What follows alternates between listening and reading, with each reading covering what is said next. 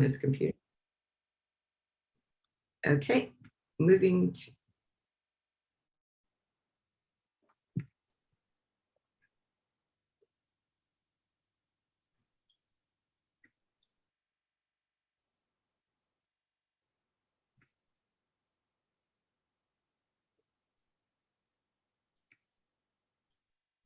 Hi, this is Carol Rose Atkinson, president of IE-Camft, here with Ben Caldwell. And first of all, I would like to introduce Ben, and also, and if you could introduce yourself, tell us a bit about you. Sure. It's good to be with you this morning, Carol. I'm Ben Caldwell. I am a licensed MFT in California, and I've been doing teaching and training for a long time now. And I'm very excited for my upcoming presentation for IE-Camft. Yeah, me too. It's very relevant, which I appreciate. So many of our speakers have realized we have to take COVID into account when we're doing anything, because everything changed. Like, I went from 25 clients in the office to 25 clients on my computer March 6th in that week, and didn't give my clients a choice. That's right. Well, and that's what I think most providers went through. When COVID set in, it sort of changed the landscape for us in a number of ways, some of which have been very good. You're talking about telehealth. There's ample evidence that telehealth is here to stay. That a lot of practitioners have discovered that we actually really like telehealth. Yeah. A lot of clients have discovered that they really like telehealth too. Mm-hmm. And that's good. But we had a lot of policies in place, just in terms of the legal and ethical standards for the profession, that didn't really account for the possibility of a global pandemic changing how we think and work. So now we're seeing at the BBS and with professional ethics codes and best practice standards, this sort of rethinking of what the rules should be for the current landscape. And it's a little bit crazy making, because in some instances, we're seeing rules that were one way before the pandemic, changed temporarily during the pandemic, are now kind of changing back as we go back to status quo, but are ultimately going to be changed in the long term, right? So it's very much a back and forth that can be hard to keep track of. Yeah, I know a lot of the people that had practices that never done telehealth. I've been doing it for years because I do immigration work, and those are quite often telehealth, so it wasn't a big deal for me. But I noticed that a lot of my students that worked elsewhere, because I'm a training center, they were scrambling. They didn't know what to do. They were lost. Graduate programs had been kind of treating telehealth as an afterthought, and not necessarily giving students a lot of training in the use of technology in clinical care, because that wasn't something that happened all that much at the grad school level. And certainly there would be an exception to that for online programs, which, there's technology infused throughout those programs. But the traditional sort of on-ground academic programs, it was unusual for them to give much attention at all to telehealth and what it actually looks like to deliver services online. And now all of a sudden, that's what everybody everywhere is doing. Yeah, and or marketing and or private practice. I mean, that's not going to be in school. I mean, I teach that as part of being a coach and, business coach, the stuff that I do with that. But that is, they don't teach us that. Yeah. They teach you how to be a business person. That's right. A lot of that stuff is sort of treated as something that you can learn later on. And it's true, you can learn it later on, but what winds up happening then is that people come with very different understandings and expectations of some of the really important elements of how do you build a business, how do you market yourself, how do you talk with prospective clients about your services in a way that is legal and ethical and also effective. Yeah. And there are plenty of folks out there who I think have really good courses on the subject. The folks at Zinni-Me, I think, are great. Miranda Kelly, great course. Oh yeah. Sean Davis has a great course on building a private practice. Katie Reed, I think, is wonderful. So there's a lot of good resources that are out there. but it's interesting that it's sort of this add-on that you have to pick up later. Yeah, for sure. So what are the intentions, the objectives, the goals that you have are going to be teaching us by the end of the day on March, I think I wrote the wrong date, 25th, no? I 28th. believe it's the 25th. Yeah. Yeah, 25th at 4:30 when we're all exhausted. What will we have on? Well, a couple of things. So it's a 6-hour law and ethics course, right? It's designed to meet that standard for law and ethics for license renewal. Mhm. And so we cover a lot of territory. A big chunk of it necessarily is spent on the rules that have been changing, either on a temporary or permanent basis, just because there's been so much and it is so hard to keep track of. So the rules around telehealth are kind of a mess right now, right? We had waivers in place for a while. Most, but not all of those waivers have now expired. But the BBS is looking at making some of the changes permanent through emergency legislation that could take effect as early as June or July. So we spend time on those telehealth rules. There's a ton that changed on January 1st around Oh, supervision. get me started. Yes, I know. So we'll spend a fair 22 amount of people time on on that. staff. That, yeah, what, understanding all that, so important. Yeah. The new rules around good faith estimates. I know a lot of practitioners who have been alarmed and confused at those changes. So we'll talk about that. Yeah, There are rules around writing letters for clients to have an emotional support dog. Those rules changed right. Now we recently have to on see him January for a 1st. month, and I do those. Yeah. So, but I already see him 3 weeks. I just said in a week. I always did that like that.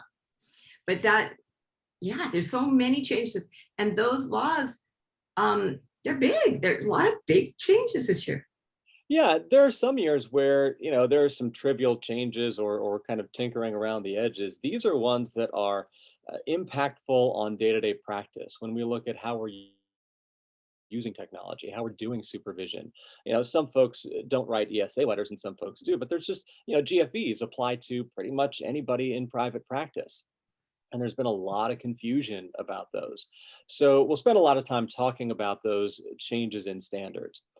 For social workers, NESW changed their ethics code in Mm. some meaningful ways last year. So we'll talk about those changes, not just in the context of social work, but also in the larger context of all of mental health care, because as one ethics code goes, Mhm. the others tend to follow. Yeah. And what NASW did with their code, I think they made some changes that the other associations are likely to take up in their next rounds of revisions. So we'll spend some time on that. We'll also talk about some of the things that are impactful on us in terms of how we do ethical decision making and how we are able to sit in this current environment, challenging as it is. So we're going to talk about self-disclosure. We're going to talk about self-care. We're going to talk about some of these really difficult ethical decisions that we often have to make Mhm. in the moment. Um, and we'll give some different perspectives on those. There's a lot to cover, but I think it's really interesting and impactful in ways that, quite frankly, aren't always true. Sometimes we're talking more about technicalities. This year is not just technicalities. Yeah, and you know what I'm thinking, I'm a nonprofit, so some of these things don't even apply to me. And I am so glad I did that because, when I see some of those changes, I am so glad that I had started 501(c)(3) from the moment I went into business and had a private practice as well. Um, because, it really does not limit me. Mhm. And I never knew I was going to have a training agency, and look at me now. Yeah. It psych nurses and LSWs and MFTs and anything, LBCCs, all of those things that we can train that really need training. You don't get enough in school. It's just a start, as far as I'm concerned. It's a good start, but then we got to keep like I think I did 80 CEUs last year, Mhm. just Yeah. to keep learning. Well, I mean, that's the intention with continuing education, right? Is that your graduate education is a start. It's a foundation that you build on as you mature as a practitioner. And then continuing ed is supposed to keep us current in the field over the whole span of our careers, knowing that not just legal and ethical standards, but also clinical standards and clinical practices are going to change over time. And so, I mean, some folks I'm sure have heard me give this little soapbox speech before, but a lot of like the online continuing education world has been kind of a race to the bottom in terms of uh, doing things cheap and easy. And that's not what most practitioners want, in my experience. I think people want to continue to learn and continue to be challenged and continue to grow through the course of their careers. And so I've made it an important part of my own mission and the work that I have done for simple practice learning and teaching in other places and through this workshop to deliver advanced and challenging in the right way, the good way, Okay. Yeah. clinical content that does help people to really advance and apply their knowledge as they keep moving forward. Yeah, because it's changing every minute. I Yeah. mean, literally between Zoom and the laws, I tell my staff, like for advertising laws, please look it up today Hmm. because all of our stuff's out of date based on the new laws. Everything. So throughout the cards that you have, and let's look at what we need to do. I mean, I don't want to be out of compliance. I don't want to be investigated. I'm pretty clear on that. I think none of us do. I don't know anybody who wants to be investigated No, or of course wants not. to have a complaint. But I'll tell you, the the marketing stuff in particular, of course, the legal requirements have changed over time. And there's also right now this question of how is this being interpreted or enforced at the BBS level? And this is something that's on the agenda for the 25th. But just to give a little bit of a teaser, there have been a couple of recent disciplinary cases at the BBS where they ultimately found that a practitioner had been in violation because they were using some variation of their name in their marketing that wasn't precisely their name as they have it on file with the BBS. So somebody had been using like their maiden name instead of their married name, or they'd gone through some kind of marriage or divorce transition. They were using a version of their name that was not incorrect, right? They weren't pretending to be somebody that they weren't, but because it wasn't the version of their name that the BBS had on file, even though that was also in their marketing, they were found to be in violation. Now, there's other stuff going on with those cases. It's not like that just happened in a vacuum. And so I want to talk about the context with those. But, for me as somebody who keeps an eye on those things, that's a little bit concerning. Like, do I need to start everywhere that I have my name on all of my marketing, calling myself Benjamin Everett Caldwell because that's my name as it is on file with the BBS? Or can I sometimes call myself Ben? Like it's questions that are that basic that are now thrown into doubt. Yeah, yeah. So with that said, thank you so much. I'm going to stop recording in a minute, and I want everybody to know that he is going to be with us. I will put all the links on for IE-Camft on March 25th from 9 to 4:30. I'll get all that out there, and maybe you could stay for just a minute after we finish. But I am really excited because all of this is so incredibly relevant that nothing you just said didn't make me go, I need to hear that. So I'm really excited about that.